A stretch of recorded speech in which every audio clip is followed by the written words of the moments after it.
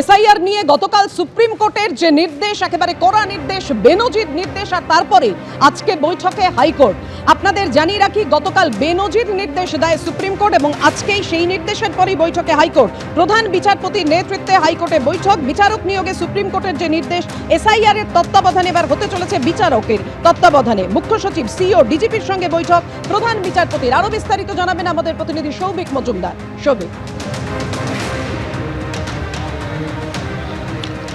দেখো, 1 ঘন্টার কিছু বেশি সময় হলো এই যে হাই প্রোফাইল বৈঠক সেটা শুরু হয়েছে এবং তুমি জানো যে গতকাল সুপ্রিম কোর্টের নির্দেশের পরে কলকাতা হাইকোর্টের মাননীয় প্রধান বিচারপতি তিনি এই বৈঠক ডেকেছেন এবং এই বৈঠকে আমরা দেখেছি যে ইতিমধ্যেই মুখ্য সচিব, ডিজিপি, তার পাশাপাশি মুখ্য নির্বাচনী আধিকারিক সহ শীর্ষস্থানীয় প্রশাসনিক কর্তারা এবং এর পাশাপাশি এ রাজ্যের মুখ্য আইনি উপদেষ্টা অ্যাডভোকেট জেনারেল কিশোর দত্ত তিনি উপস্থিত রয়েছেন।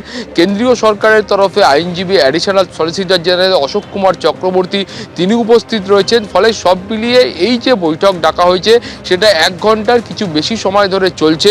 মূলত এই বৈঠকে যেটা স্থির হবে যে গতকাল সুপ্রিম কোর্টের তরফ থেকে যে নির্দেশ দেওয়া হয়েছিল এবং যে নির্দেশের মাধ্যমে পশ্চিমবঙ্গের যে এসআইআর এর কাজ এখনও পর্যন্ত বাকি রয়েছে, যে লজিক্যাল ডিসক্রিপেন্সির কাজটা এখনও পর্যন্ত বাকি রয়েছে, খতিয়ে দেখা বাকি রয়েছে, সেইটাকে সময় মতো সংগঠিত করা, সময় মতো শেষ করার জন্য বিচার বিভাগকে সক্রিয় করা হয়েছিল এবং সেটা কোন পদ্ধতিতে করতে হবে, কিভাবে করতে হবে সেইটা নির্ধারণ করার জন্যই কিন্তু এই আজকের এই বিশেষ বৈঠক।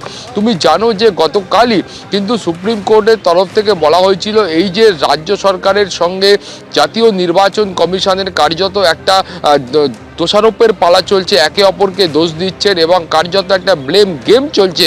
এই গোটা বিষয়টায় সুপ্রিম কোর্ট কিন্তু অত্যন্ত হতাশ।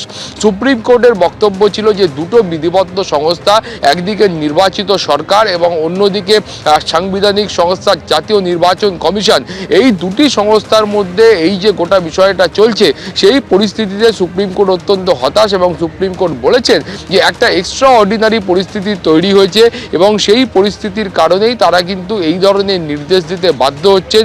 তারা সংবিধানের 142 নম্বর ধারা প্রয়োগ করতে বাধ্য হচ্ছেন। ফলে সব মিলিয়ে গতকাল সুপ্রিম কোর্ট বিচার বিভাগকে সক্রিয় করার জন্য যে নির্দেশ দিয়েছিলেন এবং যে বৈঠক করার নির্দেশ দিয়েছিলেন তার প্রেক্ষিতেই আজকের এই বৈঠক এখনো চলছে। ধন্যবাদ তোমাকে সৌভিক। আর এর মধ্যেই আপনাদের জানিয়ে রাখি, ভোট ঘোষণার আগেই রাজ্যে আসতে চলেছে কেন্দ্রীয় বাহিনী।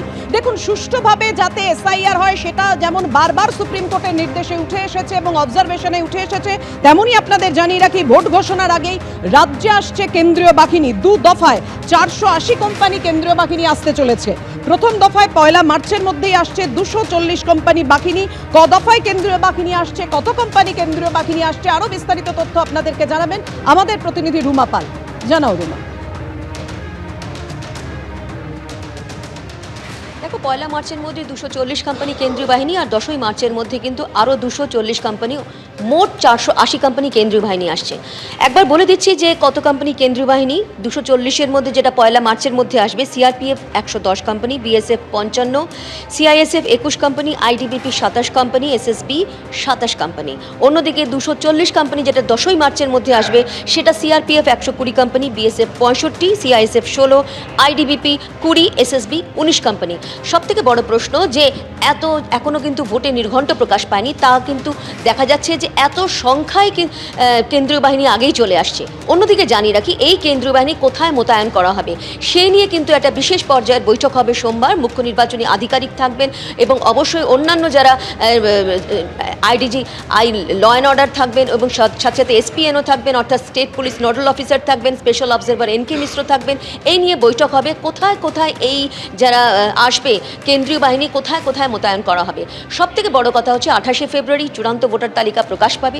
যদিও আজকে বৈঠক হচ্ছে যে হাইকোর্টে, তারপর পরবর্তীতে সাপ্লিমেন্টারি যে রিপোর্ট আসবে বা সাপ্লিমেন্টারি যে লিস্ট আসবে সেটা কিভাবে প্রকাশ পাবে সেটা অবশ্যই ওই বৈঠকে ঠিক হবে। তবে এটা ঠিক 28শে ফেব্রুয়ারির পরই কিন্তু দেখা যাচ্ছে যে একেবারে 1 মার্চের মধ্যে যেটা বলা হয়েছে যে কেন্দ্রীয় বাহিনী আসছে, একেবারে ভোটের নির্ঘণ্ট প্রকাশের আগেই কিন্তু আসছে এবং এরপরেই কিন্তু ভোটের ঘোষণা রয়েছে।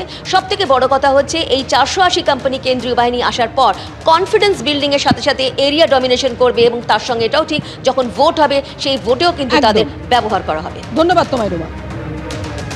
ভোটের আগে সিপিএম এ ধাক্কা, কাস্তে হাতুড়ি ছেড়ে জোড়া ফুলের পথে প্রতিকূল। আমতল অভিষেক বন্দ্যোপাধ্যায়ের বৈঠকে প্রতিকুর রহমান, কাস্তে হাতুড়ি ছেড়ে জোড়া ফুলের পথে প্রতিকুর রহমান। তৃণমূলের সর্বভারতীয় সাধারণ সম্পাদকের বৈঠকে সিপিএম ত্যাগী প্রতিকুর রহমান। এই খবরে আমাদের নজর থাকবে, ছোট্ট একটা বিরতি।